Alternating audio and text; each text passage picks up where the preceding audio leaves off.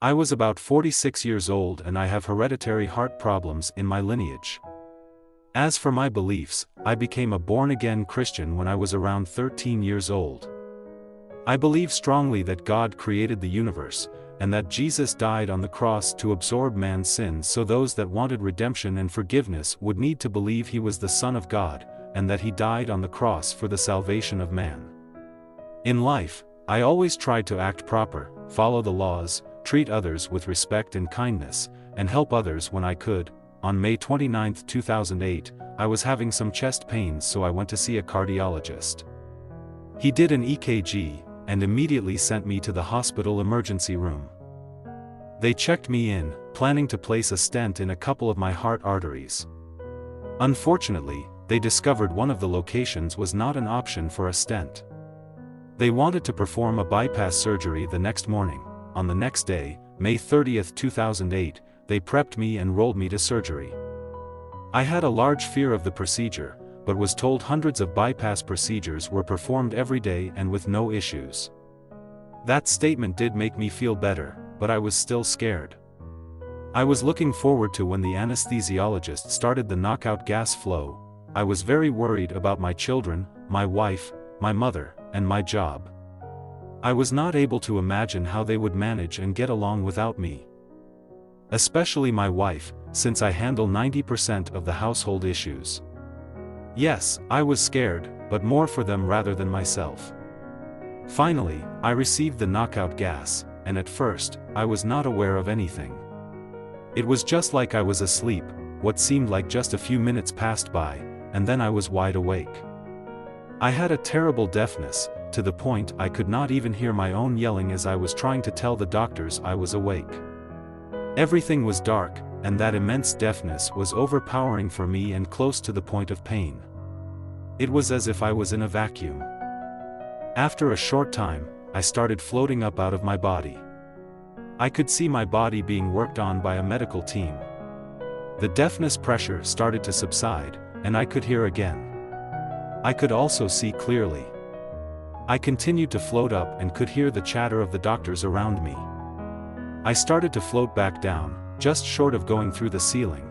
As I started a slow descent, I could see my father and my maternal grandfather, standing at the end of a very long hallway.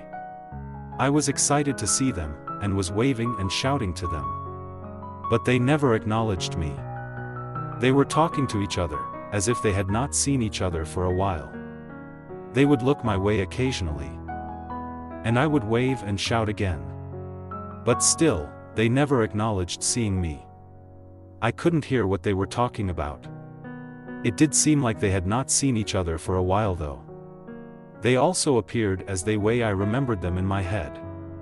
That is, my dad looked like he did before he got cancer, and my grandpa looked how he did when I was a teenager. I finally descended and was sitting on a table next to the operating table. A door at the start of the hallway opened and a man walked out to greet me. He asked me how I was doing. I pointed over to the table where they were operating and told him it looked like I was not doing too good. The man gave a pat on my back and said, "Not to worry, everything would work out okay." I told him I thought my dad and grandpa must be mad at me because they were ignoring me. He told me that they were not allowed to interact with me. He told me that this was because this was not my time to pass the final barrier, and that I would be going back to my body soon. I asked the man who he was.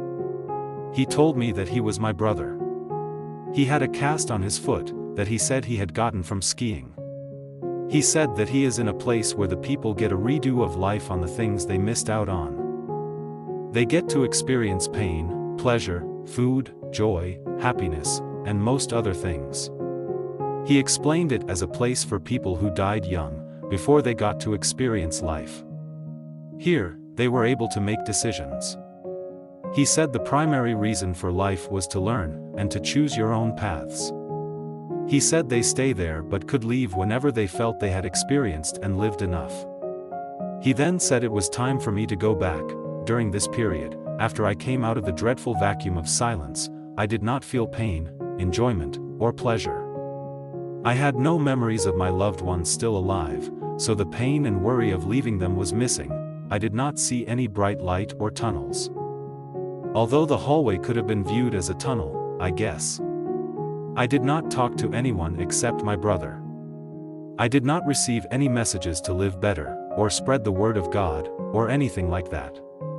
Overall, I would say it was an uneventful happening. It was about 4 days before I was awake enough to have normal thoughts and have cognizant abilities. I was told they stopped my heart to allow them better grafting of the harvested arteries to my heart during the surgery. I was kept alive with a machine that pumped my blood, and also a breathing machine.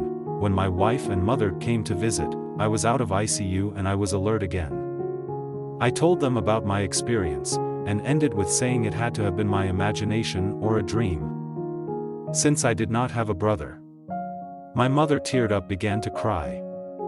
She told me that I did, indeed, have a brother, that he had died of crib death. She had never spoken of him due to the pain she carried. The father I saw was my adopted father, not my biological father. He is the man I always called Dad, and I loved him as such. I ultimately went back to work, but my health was never the same after that bypass. I had to have stents implanted within 6 months in one of the harvested arteries. I also had to have a pacemaker installed.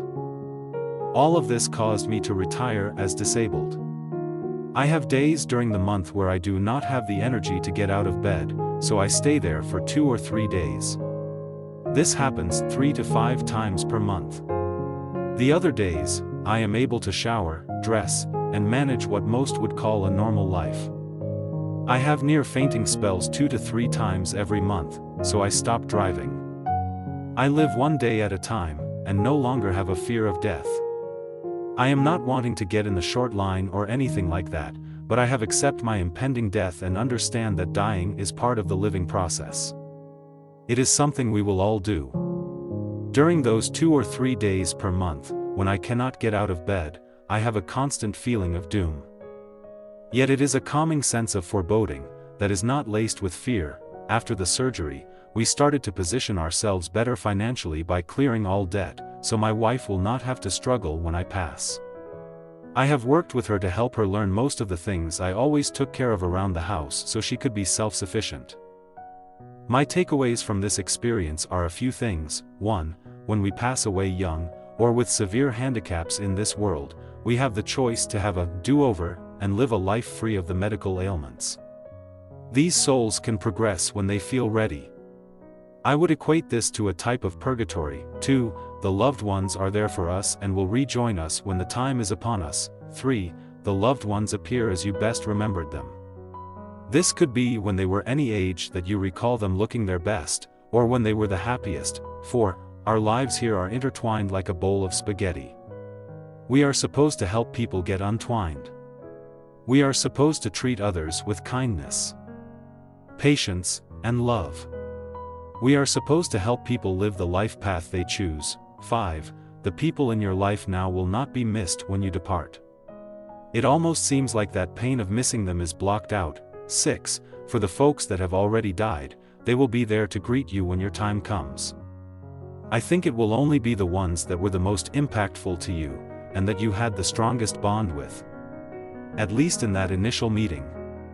I have no knowledge or experience with what is beyond the final barrier, or how many other souls may be there to meet you. 7. My faith and beliefs have never changed. I am still a Christian, and I speak to the Lord through prayers at times, with my core beliefs not being impacted one way or another. I have not been a group participant of the Lord, like going to church regularly, for 20 years before the surgery, and that still remains today. I think churches are good for helping those in need, but I think the Lord cares more about how we live our lives, and how we treat and help others more than our church attendance habits. Thank you so much for watching today's video. If you found this testimony as fascinating and moving as I did, please give it a thumbs up and share it with someone who might appreciate it. And don't forget to subscribe and hit that notification bell so you're the first to know when we release new NDE stories. We have some incredible testimonies lined up that you won't want to miss.